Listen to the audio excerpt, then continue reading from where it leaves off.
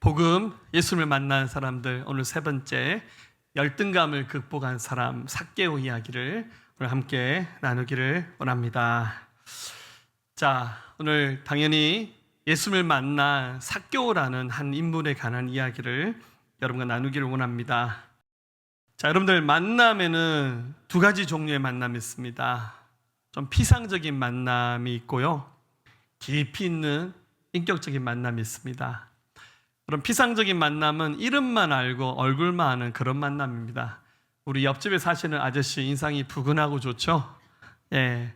그래서 저런 분이랑 살면 참 좋겠다. 굉장히 사람이 좋을 것 같다. 그 집에 사는 아줌마한테 물어보세요. 한번 살아보라고. 예. 많이 듣던 멘트죠? 예.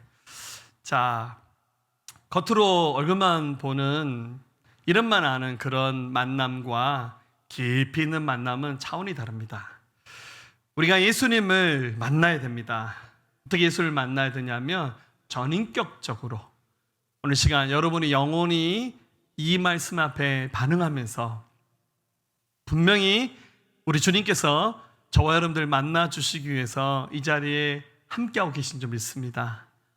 꼭 주님 만나는 분들 되시기를 우리 주님의 이름으로 축복합니다. 만약에 주님 만나지 못하고 교회 생활을 하신다면, 여러분 교회 생활은 어차피 조금만 시간이 지나면 익숙해집니다. 사람도 익숙해지고 이렇게 예배 분위기, 우리 교회 반만까지도 다 익숙해집니다. 예. 우리 교회 김장김치는 세계 최고입니다. 할렐루야.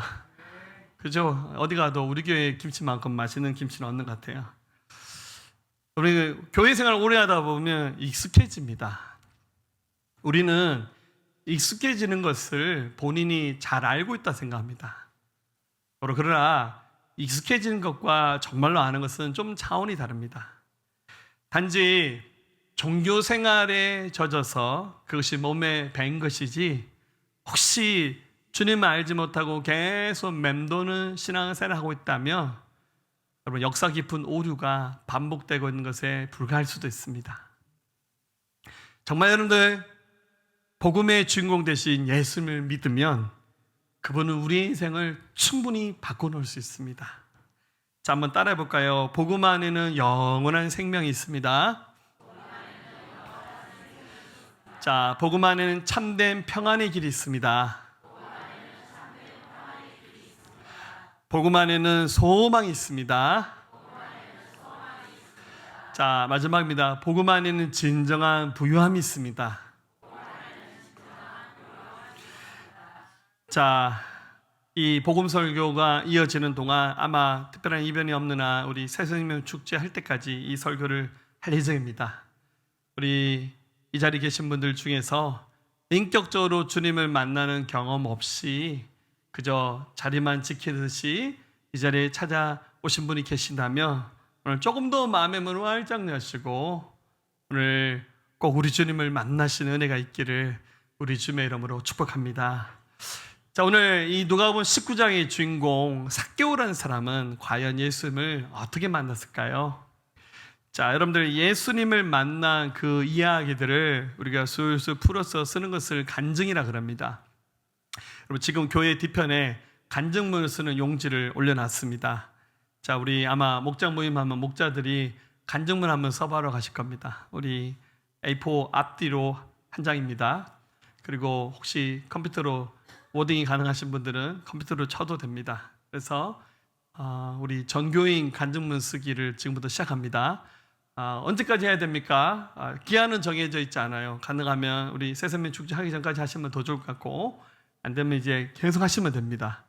예, 여러분의 간증을 우리 목장에서 좀 같이 나누면서 좀 더 검증해 주면서 여러분 구원을 확증해 주는 기회가 있을 겁니다. 또 속으로 야, 교회 못 다니겠다 그러지 마시고요. 자, 약간 부담과 좀 숙제가 있어야 우리 좀 더 발전합니다. 자, 이 삭개오라는 사람이 예수를 만난 얘기가 오늘 이 본문에 나오는데요. 성경에도 보면 두 종류의 만남이 있는데 앞서 말씀하신 것처럼 주님을 제대로 만난 사람의 이야기가 있는가 하면 주님의 주변만 맴돌다가 끝까지 결국 주님 못 만난 사람들의 이야기가 나옵니다.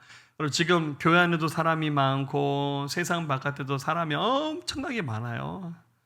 대한민국 인구가 줄어든다고 하지만 아직은 사람 참 많습니다. 그런데 안타깝게도 모든 사람들이 다 주님 만나지는 않아요. 교회 안에 수많은 사람들이 있지만 끝까지 복음하고 상관없이 종교인으로 머물다가 만약에 이 다음에 우리 생애 끝났는데 눈 떠보니 거기가 천국이 아니고 지옥이라면, 그러면 안 믿던 사람이 지옥 가는 거는 차라리 덜 억울하겠지만, 교회에서 막 종교인처럼 온갖 행세를 다 하고 뭐 헌신봉사 나름 한다고 했는데 눈 떠보니까 거기가 천국이 아니고 지옥이라면, 여러분 이것만큼 안타까운 일이 어디 있겠습니까? 여러분 천국에 가면 우리 새생명 교회는 거기서 자주 모일 겁니다. 할렐루야. 가능한 일인지 모르겠지만, 만약에 우리와 함께 했던 사람 중에서 천국에 못 들어오신 분이 계시다면 굉장히 제가 마음이 힘들 것 같아요. 자, 이 삭개오라는 사람이 예수님 만난 이야기, 먼저 그는 이스라엘 땅에 여리고라는 도시가 있는데 그는 여리고에 살았고, 그 사람은 큰 부자였고 직업은 세금을 걷는 세리장이었습니다. 자, 한번 1절 2절 말씀을 다시 보면, 예수께서 여리고로 들어가 지나가시더라. 삭개오라 이름하는 자가 있으니 세리장이요 또한 부자라. 자, 이 짧은 말씀 속에 이 사람에 관한 정보가 다 나오죠. 여러분 이스라엘 그 아래쪽으로 내려가면 사해 바다가 있죠. 사해 북서쪽에 여리고라고 하는 도시가 있습니다. 여러분 이 지역은 다 해수면보다 낮은 지역의 도시가 형성되어 있습니다. 여러분 사해 바다는 마이너스 400 이상입니다. 여러분들 해수면보다 400m 이하의 이 사해 바다가 존재하고 있고, 그리고 여리고는 마이너스 250입니다. 그러니까 해수면보다 250m 아래의 도시가 건설되어 있습니다. 비교적 날씨가 온화하고 따뜻한 곳이고 일찍 문명이 발달한 곳입니다. 그래서 여리고성을 이렇게 고대 도시를 발굴해 보면 적어도 1만 년 이상 된 고대 문명이 발견될 정도로, 그래서 전 세계 역사에서 손꼽을 만큼 일찍 문명이 발전했던 곳이 바로 여리고라는 도시입니다. 그때 당시에는 도시 자체가 국가니까 이 여리고성은 굉장한 역사의 문명을 가졌던 곳입니다. 지금 이 여리고성의 모형을 보면 이렇게 생겼습니다. 성경에 여리고가 등장하는 장면은 이스라엘 백성이 출애굽하고 난 다음 요단강을 건너서 가나안 땅 들어갈 때 첫 번째 성으로 이스라엘 백성들이 맞닥뜨렸던 곳, 여호수아 6장에 나오죠. 이 성벽이 너무 높아서 이스라엘 백성은 이 여리고성을 점령할 수가 없죠. 근데 하나님 말씀은 하루에 한 바퀴씩 돌고 또 제7일째 되는 날에는 큰 함성을 질러 했더니 이 여리고성 성벽이 와르르 무너지면서 이스라엘 백성이 이 성을 점령했던 유명한 사건이 나오고, 또 이 성을 점령하기 전에 여호수아가 정탐꾼을 보내는데 이 정탐꾼에게 협조했던 사람이 기생 라합이라는 사람인데, 이 사람이 성문 바깥으로 자기 집 창문가로 빨간색 띠를 그 줄을 매어서 보여주면 표식했던 그 사건이 나오죠. 이 라합이라는 사람이 나중에 이 누구를 놓냐면 보아스를 낳습니다. 우리 성경에 나온 룻기의 그 또 다른 주인공 보아스의 어머니가 바로 기생 라합이죠. 그러니까 보아스는 다문화 가정 출신인 거죠. 우리식으로 말하면. 그래 이 보아스 나중에 룻과 결혼. 룻도 그 모압 출신의 이방인인데 이 가정에서 태어난 사람 손자가 바로 이새였고 증손자가 유명한 이스라엘 두 번째 왕 다윗이 바로 이 가정을 통해서 탄생합니다. 그러니까 이 여리고라는 성이 성경 전체에서 차지하는 비중이 꽤 높은 굉장히 중요한 곳입니다. 또 결정적인 것은 예수님이 공생애를 시작하시기 전에 광야에 들어가서 40일 금식을 하셨잖아요. 여러분 그 광야가 어디입니까? 바로 여리고성 바로 옆에 있는 산입니다.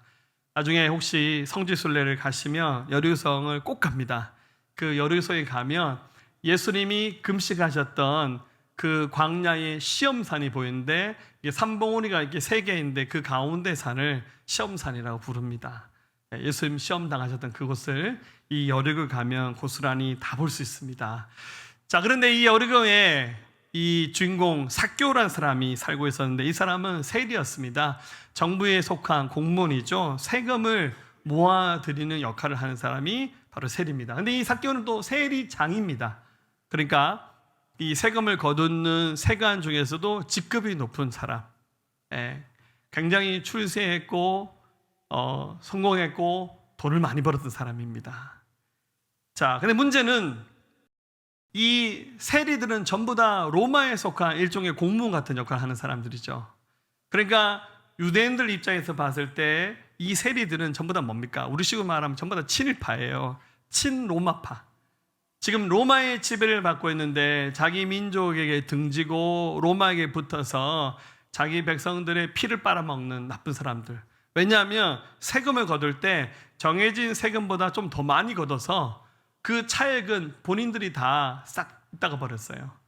그러니까 유대인들, 일반 시민들은 이것을 알지만 이 또 세리들에게 잘 보여야 결국 세리들이 세금을 매겨서 걷어가니까 알지만 알면서도 속아주면서 되돌아서고는 뭡니까? 욕하는 거죠. 이 나쁜 놈 새끼들 이렇게. 그러니까 여러분들 당시의 세리들은 좋은 소리 못 듣는 그런 사람들이었습니다. 자, 돈을 벌었다는 점에서 나름의 성공했고 출세했겠지만 여러분 과연 세리장이었던 삭개오는 행복했을까요? 내가 나의 행복도 잘 모르겠는데 세리 삭개오의 행복 내가 어찌합니까? 자, 행복하십니까? 할렐루야. 네, 오늘 다 대답 안 하기로 작정하셨죠? 예. 여러분, 제 생각에 세리장 삭개오는 행복하지는 않았을 것 같아요. 성공했지만 문득문득 자기에게 밀려드는 그 공허함이 컸을 것 같아요. 이 삭개오의 내면을 또 한번 살펴볼 수 있는 근거가 되는 부분인데 그게 바로 뭐냐면 이 사람이 키가 좀 작았다는 거예요. 자, 한번 3절 말씀 읽어볼까요?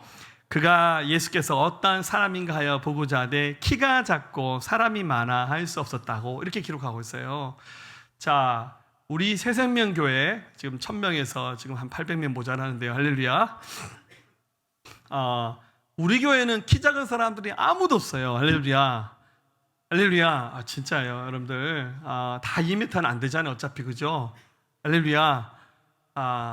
키가 좀 클 수도 있고 작을 수도 있는데 이 삭개오는 그냥 작은 수준이 아니라 제 생각에 약간 난장이로 불렸을 만큼 키가 작았다 그 뜻이죠.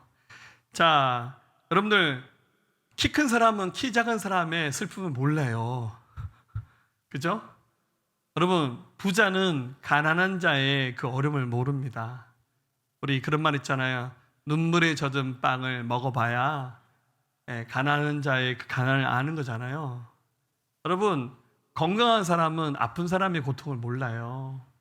그래서 한 번씩 하나님은 그런가요? 우리를 아프게 하시는 것 같아요. 그래야 우리의 그 아픔을 통해서 또 건강 잃어버린 자의 또 아픔을 알고 또 마음의 상처도 마찬가지잖아요. 내가 좀 상처를 입어보고 치유도 경험해봐야 아픈 사람의 마음을 알아요.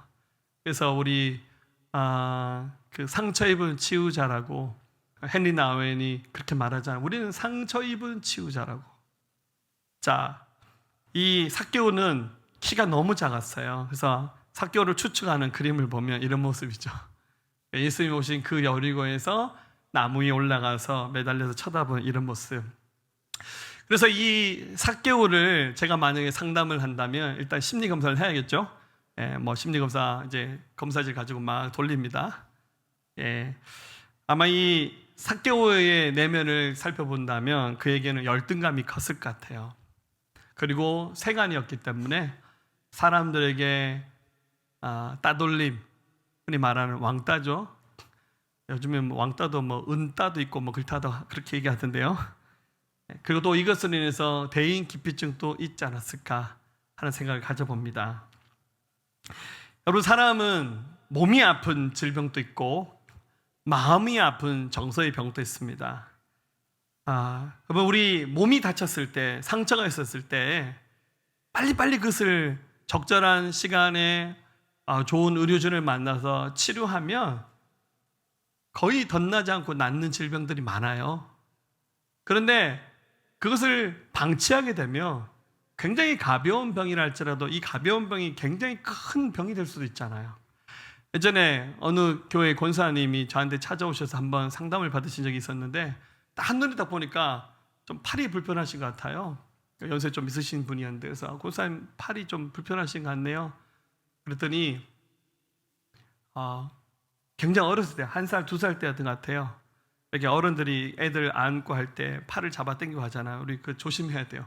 팔을 쭉 잡아 당겼는데 팔에 그 뼈가 빠져버렸어요. 탈골된 거죠. 그럼 그거 애들 키우다 보면 그런 일 있을 수 있거든요. 그냥 병원 가서 정형외과 의사나 소아과 의사가 살짝 만지면 바로 다 들어가잖아요. 저희도 애들 키울 때 그런 적 있었거든요. 아무렇지도 않는 일이에요. 근데 이분은요, 그 부모님도 옛날 초원의 어른들이니까 몰랐던 것 같아요.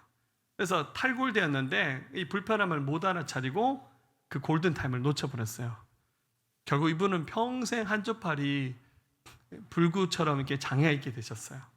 이 성장판을 다쳤는지 팔도 조금 이렇게 한쪽 팔에 비해서 짧기도 하고 잘 못 쓰시더라고요.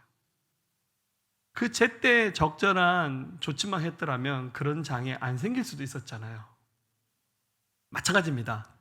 우리 마음에도 내가 원하지 않았던 일로 인해서 상처를 받는 일들이 없다고 할 수는 없어요. 심지어 나의 사랑하는 부모님이라 할지라도 부모님한테도 우리가 상처를 받을 수 있어요. 근데 그 순간 빨리 서로가 보듬어주고 용서해주고 용납해주고 사랑해주면 그냥 별거 아닌 일로 지나가면서 오히려 더 우리의 마음이 건강해질 수 있는데 이것이 방치되면 우리의 마음이 왜곡되고 변형되면서 심하면 우리 인격에 손상이 일어나면서 여러 가지 많은 정서적인 문제들이 발생하는 거죠. 사랑하는 여러분들, 누구나 다 약점도 있고 상처가 있습니다. 내가 선택한 것도 있고 불광적으로 결정되고 만들어진 그런 부분들도 굉장히 많습니다. 그런데 중요한 것은 그 약점이든 상처든 뭐든지 간에 그것을 인정하고 노출하는 순간부터 치료가 시작된다는 거예요. 여러분들 아픈데 그거 막 그냥 내가 다 감사하고 남에게 얘기하지 않으면 어떻게 알아요? 여러분 아플 때는요, 죄송하지만 자랑을 하셔야 돼요. 나 아파요, 할렐루야. 그래야 여러분들 하나 더 얻어먹을 수 있어요. 아플 때는 티를 팍팍 내셔야 돼요. 그래야 적절한 치료가 되는 거예요. 어떤 점에서 나의 이 상처가 되는 부분들, 약점을 노출한다는 말은 물론 여전히 미해결 과제로 남아있지만 그것을 통해서 치유받고 싶은 마음을 표현하는 것이고 드러내는 것이고, 사실 그 순간부터 치유의 프로그램이 시작되는 겁니다. 우리 그런 말 하잖아요. 어른들이 젊은 사람들한테 야, 아프니까 청춘이다. 그러면 아프면 환자입니다. 청춘 아닙니다. 세월이 흐르면 다 낫는다. 시간 이야기야. 나도 옛날에 그랬어. 난 너보다 더 힘들었어. 여러분들 그런 말은 전혀 위로가 되지 않습니다. 힘들지만 좀 자기 직면하면서 이것을 여는 순간부터 치료가 시작되는 거예요. 그냥 덮어놓고 여러분 암 환자에게 배꼽에다가 반창고 하나 붙여주면 암이 낫습니까? 똑같은 거예요.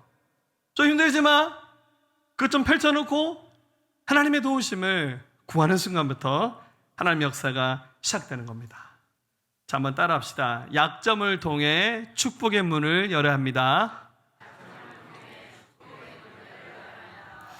자기의 그 약점, 그 부끄러운 부분을 들춰내고 말하고 싶은 사람은 아무도 없어요.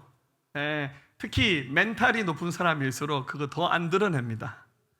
오히려 좀 우리 아이들은 쉽게 막 얘기할 수 있고 막 할 수 있지만 우리 어른들은 체면이 있고 막 교양이 있고, 그죠? 그러니까 그거 더 안 드러내려고 합니다. 하지만 어떤 점에서 그 연약한 부분이 있기 때문에 우린 정말 주님 만날 수 있는 기회를 얻는 것이고 자격을 얻는 거예요. 여러분, 믿음의 대사도였던 바울, 인류 최초의 선교사. 여러분, 바울이 선교사로 평생 살아가면서 많은 사역을 합니다. 막 죽은 자도 살려냈고, 막 기도하니까 막 여러분 막 병자가 낫고 악한 영이 추방되고 심지어 바울의 손수건을 가지고 환자의 엎어뜨려 막 나와버렸어요. 굉장히 성령 충만하고 은혜가 넘쳐났던 바울. 그럼 바울에게도 약점이 있었어요. 여러분, 바울에게 지병이 있었습니다. 근데 오늘 바울도 멘탈이 높은 사람이잖아요. 신약 성경 27권 중에서 13권을 바울 혼자 기록했어요. 근데 바울은요, 자기 그 아픈 얘기 안 합니다. 딱 한 번 얘기합니다. 고린도서 12장에서. 어느 날 기도하다가 하나님께 은혜 받은 얘기를 하는데, 여러분, 바울에게 질병이 있었는데 그거 뭔지도 밝히지 않아요. 추측을 하는 거죠. 여러 가지 추측을 합니다. 근데 바울이 말하기를 나는 내 몸에 사단의 가시가 박혀 있다, 그렇게 표현합니다.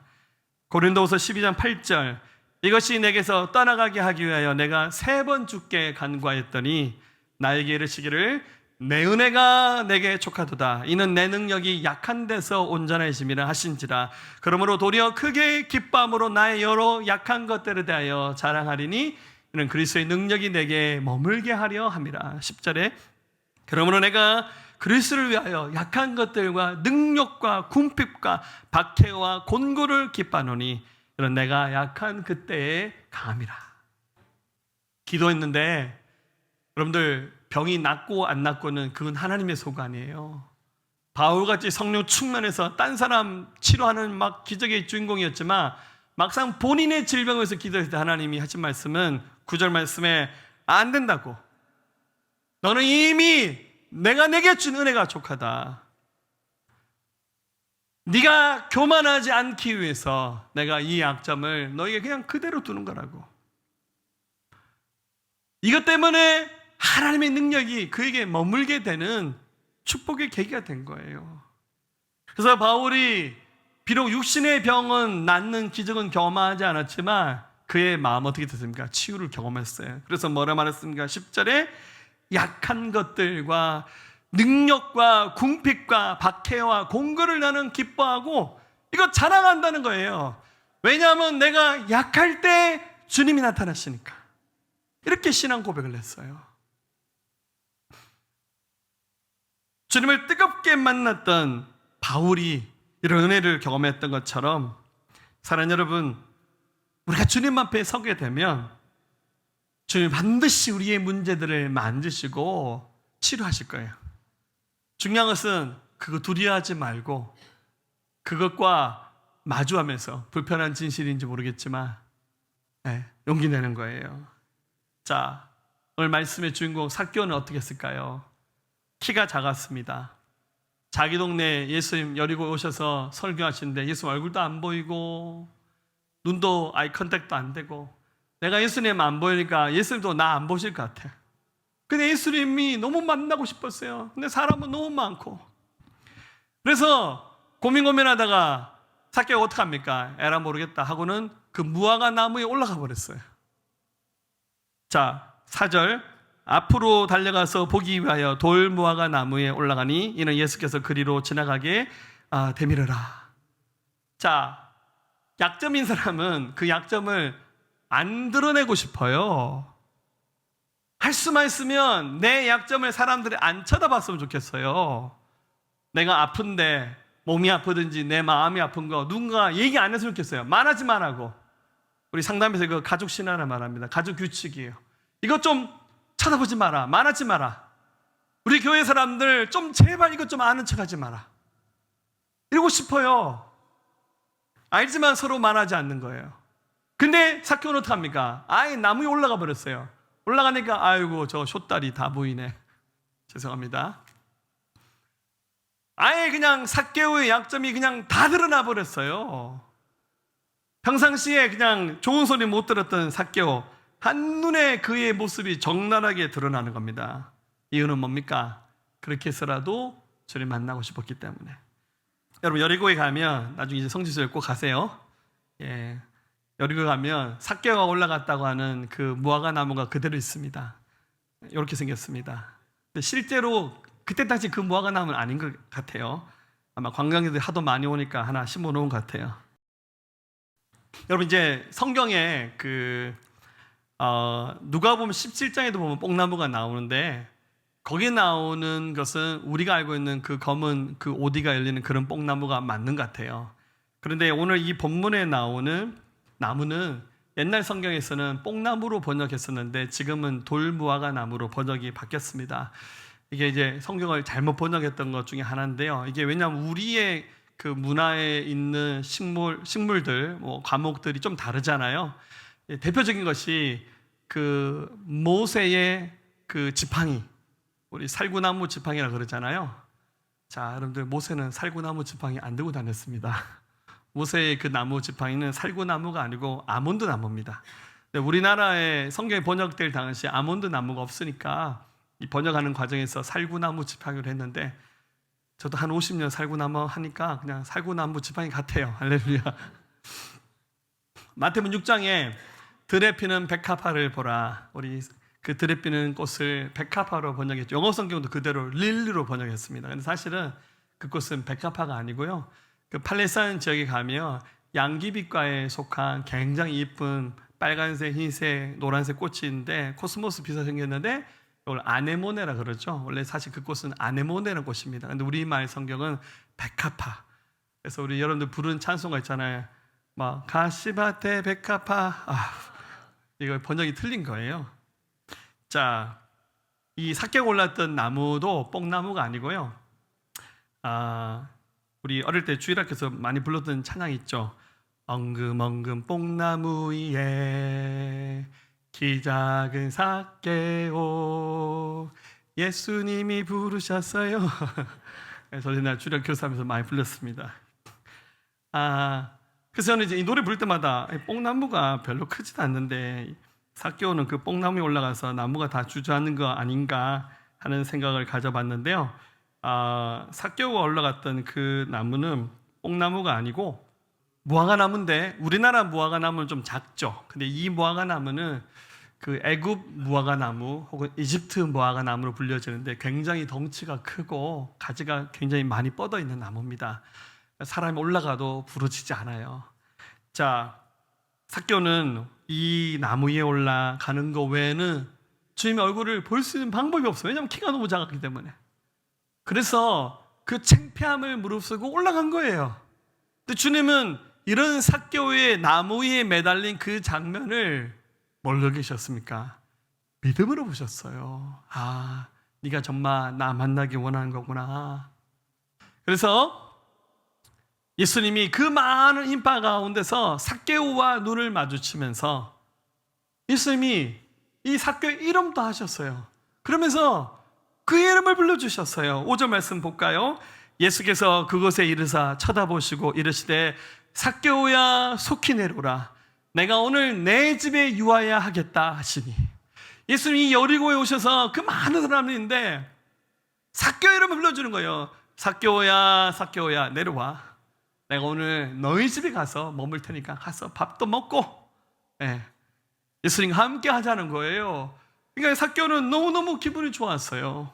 여러분, 평상시 삭개오는 어떻게 됐습니까?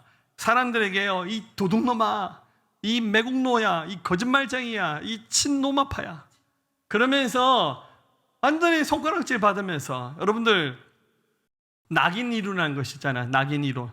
한번 사람이 그 어떤 삶의 모습으로 한번 찍어버리는 거예요. 저 사람은 안 돼, 이런 식으로. 그럼 굉장히 나쁜 거예요. 과거에 실수가 있고 잘못이 있다 할지라도 현재 지금의 모습으로 그 사람 봐주셔야 돼요. 편견으로 자꾸 사람 보면 안 돼요. 그러니까 지금 이 삭개오는 예수님이 자기 이름을 불러주는 순간 너무너무 기분이 좋았어요. 이분은 정말 나를 편견 없이 봐주시는구나. 그러면서 주님께 나아가기를 시작합니다. 여러분, 주님 부르실 때요, 주저하지 말고 나오세요. 주님, 제가 여기 왔어요. 주님, 저 같은 사람도 용서해 주시고 받아주실 수 있나요? 받아주십니다, 여러분들. 주님 차별하지 않으셔요. 그래서 여러분들, 삭개오는 너무너무 기뻤어요. 주님 앞에 나오기 시작합니다. 즐거움으로 주님을 모셔드리는 자리로 지금 그가 내려옵니다. 6절 말씀 보니까 급히 내려와 즐거워하며 영접하거늘. 여러분, 복음 들으시잖아요. 지금 여러분들 복음 얘기하기 위해서 삭개오 얘기하는 거예요. 여러분, 복음을 들으시고 예수님이라면 내가 구원받을 수 있겠구나, 예수님이라면 나의 문제 다 해결해 주실 수 있겠구나, 예수님이 정말 하나님의 아들 메시아구나 깨달아지고 고백하실 수 있다면 여러분 결단하셔야 돼요. 어떻게 하셔야 됩니까? 그분을 내 마음에 영접하셔야 돼요. 요한복음 1장 12절에 영접하는 자 곧 그 이름을 믿는 자들에게는 하나님의 자녀가 되는 권세를 주셨다고. 그럼 복음 듣고 난 다음에 좋네, 좋네, 그 정도로 안 돼요. 예수님을 내 마음에 나의 주인으로 모셔드려야 됩니다. 주님 우리에게 찾아오셔서 영원한 생명, 기쁨, 특별히 주님은 우리의 마음에 평안을 주시기 위해서, 샬롬을 주시기 위해서 찾아오셨어요. 요한복음 16장 33절 너희로 내 안에서 평안을 누리게 하려 함이라. 세상에서 너희가 환난을 당하나 담대하라, 내가 세상을 이겼노라. 주님이 샬롬으로 우리 안에 찾아오시는 거예요. 자, 지금 복음을 들으면서 아직도 결단하지 못하고 주님 모실까 말까 이게 설왕설래하면서 결단하지 못한 분 계시다면 용기 내셔서 여러분 그 나무 위에서 내려오셔서 주님을 기쁘게 모셔야 돼요. 그래 여러분 그 구원의 순간에 굉장한 영적 전쟁도 있고 방해도 있어요. 여러분 사단이 제일 싫어하는 것이 뭐겠습니까? 한 사람이 예수를 믿는 거예요. 그래서 사단이 직접 혹은 주변의 사람들을 총출동해서요, 내가 예수님 믿는 일을 못하게끔 우리의 구원을 방해하는 일을 해요.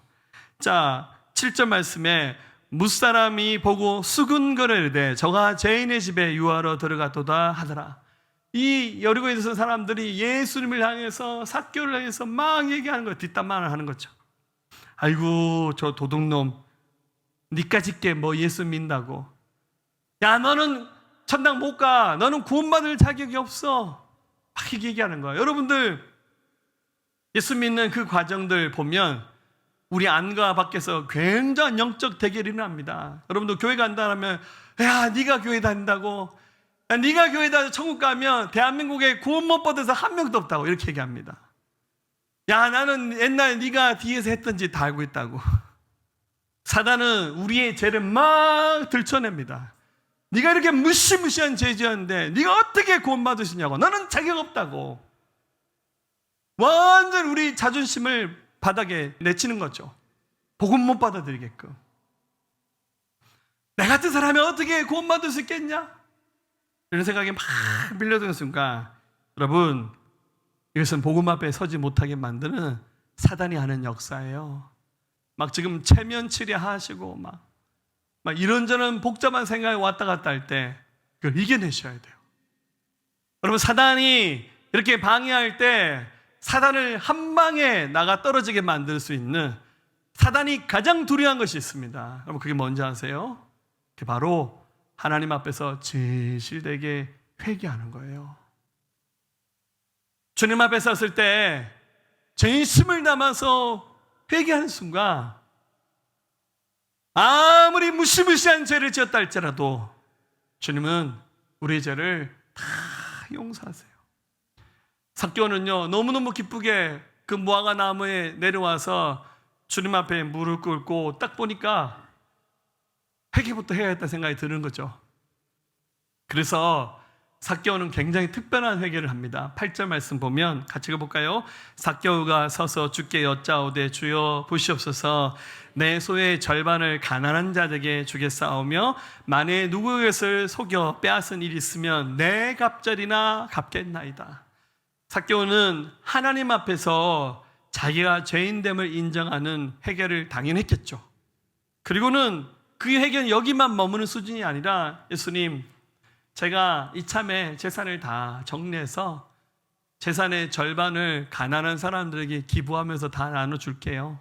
그리고 내가 누구의 것을 속여서 뺏은 거 세간하면서 그 짓을 많이 했단 말이야, 제가 무조건 4배로 변상할게요. 이 말은 농담을 한 말이 아니라 삭개오가 진심으로 하나님께 또 사람을 향해서 마땅히 회개의 자리에 선 것을 보여주는 거예요. 여러분, 회개가 뭡니까? 가던 길에서 돌아서는 거예요. 하나님과 상관없이 자기 뜻대로 자기 욕심대로 살았던 길에서 돌아서서 하나님께로 돌아가는 거예요. 하나님이 나의 주인이십니다. 하나님 나의 구원자십니다. 고백하면서 때로는 사람에게 잘못한 것이 있으면 할 수만 있으면 찾아가서 뉘우치고 그 끊어진 관계를 회복하는 게 그게 진짜 회개잖아요. 요한 1서 1장 9절, 만일 우리가 우리 죄를 자백하면 그는 미쁘시고 의로사 우리 죄를 사하시며 우리를 모든 불의에서 깨끗하게 하실 것이라고. 우리의 죄를 하나님께 자백하면서 용서를 구하면 하나님은 다 용서하십니다. 특별히 우리가 회개해야 될 가장 무시무시한 죄는 뭡니까? 놀라우신 하나님의 계획과 사랑으로 오신 예수님의 십자가, 부활, 복음으로 오신 주님을 믿지 않고 배척한 거예요. 그래서 요한복음 16장 8절과 9절에 그가 와서 죄에 대하여 의에 대하여 심판에 대하여 세상을 책망하시리라. 죄에 대하여 함은 그들이 나를 믿지 아니하며. 회개는 뭡니까? 태어나서 지금까지 지었던 모든 죄를 다 기억해서 나열하는 것이 아니라, 물론 무시무시한 우리의 죄악이 있습니다. 이 모든 죄를 용서하시기 위해서 찾아오신 하나님의 아들 예수님을 믿지 않고 지금까지 내 의로 살고 내 노력으로 내 힘으로 살아왔다, 스스로 주인 돼서 살아왔던 삶을 회개하는 것, 예수님을 믿지 않았던 것을 회개하는 것이, 그게 바로 우리의 회개가 되어야 됩니다.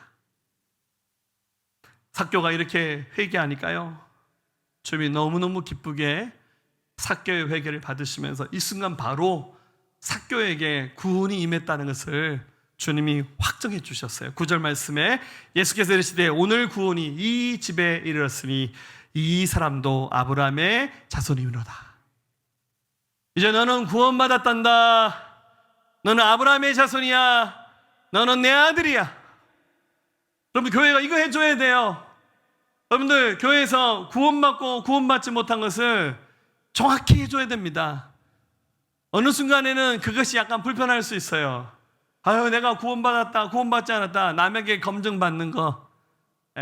우리가 구원의 감별사는 아니지만 먼저 예수님 믿고 구원받은 사람들이 본인의 그 구원의 간증의 이야기를 쏟아낼 때 여러 가지 많은 과정들, 오늘 이 말씀들을 충분히 매뉴얼처럼 삼아서 살펴봤을 때, 형제, 예수님이 형제의 죄를 용서하시고 구원해 주신 것이 맞는 것 같아. 왜냐하면 진실되게 회개하고 예수님을 주님으로 고백하거든요. 근데 여러분들, 간증문 쓰라고 하면 엉터리 쓰신 분 많아요. 제 엉터리 간증 이런 겁니다. 교회 왔더니 눈물이 났어요. 좋았어요. 끝. 교회 왔으니 병 나았어요. 병 나면 고맙죠. 감사하죠. 근데 예수님 믿는 얘기는 없어요. 교회 와서 기도하다가 방언 받았어요. 막 빛이 번쩍였어요. 할렐루야. 다 좋긴 좋은데 예수님을 주인으로 믿는다는 고백이 없어요. 여러분, 그분들은요, 예수님을 용 한 분으로 믿는 거예요. 능력의 주님이 뭔가 내 문제 해결해 주는 그런 분으로 믿기는 믿는데, 그분을 나의 인생의 주인을 고백하고 예수님 앞에 자기 죄를 토해내는 회개 과정들이 생략된 그런 간증, 죄송하지만 엉터리입니다. 아무리 병이 낫고 기적이 나타날지라도 예수님을 분명히 믿는다는 고백이 없으면 여러분, 그 복음, 그 구원의 간증 의심스러운 거예요. 그래서 여러분들, 좀 불편하고 힘들지만 구원 간증도 한번 써보라고 하는 겁니다. 삭개오 도둑놈이었어요. 손가락질 맞는 사람이었어요. 열등감으로 충만한 사람이었어요. 근데 오늘 여리고에 찾아오신 예수님, 그 무화과 나무에 올라가서라도 주님 만났을 때 주께서 이 사람에게 영원한 생명을 선물로 주셨어요. 우리 주님, 잃어버린 자들 찾고 계십니다. 죄송하지만 교회는 복음의 사각지대가 될 수 있어요. 여러분, 예배당에 올 때 등록, 우리 등록한 사람 사랑합니다. 할렐루야. 근데 여러분들, 등록한다 해서 천국 가는 거 아니잖아요. 예수님을 인격적으로 만나야 됩니다. 10절에 인자가 온 것은 잃어버린 이들을 찾아 구원하려 함이니라. 주님, 구원을 위해서 오셨어요. 우리 가운데 아직 생명 없는 사람 찾고 계십니다. 우리 다시 복음 앞에 서는 일들을 하셨으면 좋겠어요. 삭개오의 간증이 좋은 기감이 되었으면 좋겠습니다. 인생에 문제가 많나요? 상처, 실패, 좌절. 쉬지 않고 내 마음에 풍랑이 일어나고 있고, 약점 때문에, 실패 때문에 남들이 알지 못한 뜨거운 눈물을 쏟고 계신 분 계신가요? 여러분, 인생의 문제는 나 망하라고 주신 것이 아니라 주님 만날 기회로 주님이 주신 선물입니다. 어떻게 하셔야 될까요? 창피해도 무화과 나무에 올라가듯이 주님 계신 그 자리에 자기 자신을 적나라하게 드러내시고, 뭐 좀 자존심 상하고 창피해도 좋아요. 여러분들 막 눈물 쏟으며 기도할 때 안 쳐다봅니다. 걱정하지 마세요. 그 자리에서 스스로 주인 되어서 살아왔던 삶을 회개하시고 뉘우치면서 주님 만나시는 분들 되시기를 우리 주님의 이름으로 축원합니다. 눈물로 주님 앞에 서는 자들을 우리 주님 기다리고 있습니다. 이 시간 교회 안에서 중심에 들어오지 못하고 그냥 종교인이 되어서 익숙해져 있는 것이지 복음 만나지 못하고 그렇게 늘 겉도는 신앙생활 하신 분이 있다면 이제는 돌아오셔서 우리 주님 손 붙잡는 이 자리에 있는 분들 되시기를 우리 주님의 이름으로 축원합니다.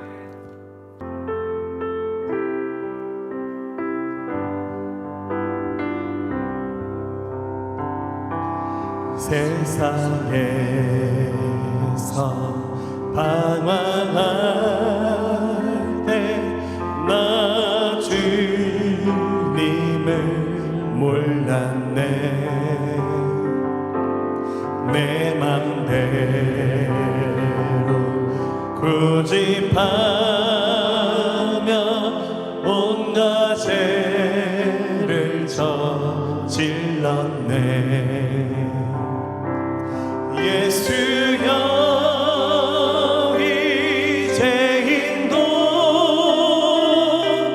용서받을 수 있나요? 벌레만도 못한 내가 용서받을 수 있나요? 많은 사람 찾아와서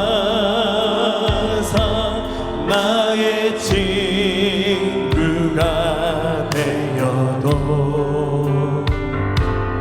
병든 몸과 상한 마음 위로하지 못했다고.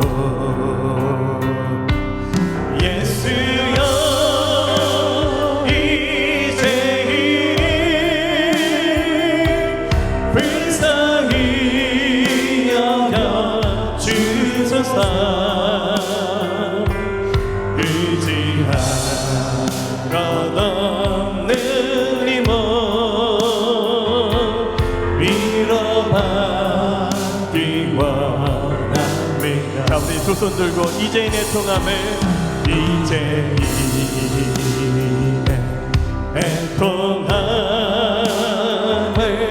예수께서 들으셨네. 못잡으나 사랑해서 나를 어루만지셨네. 내 주여 이제는 다시 눈물 흘립니다. 오래 주여 나 이제는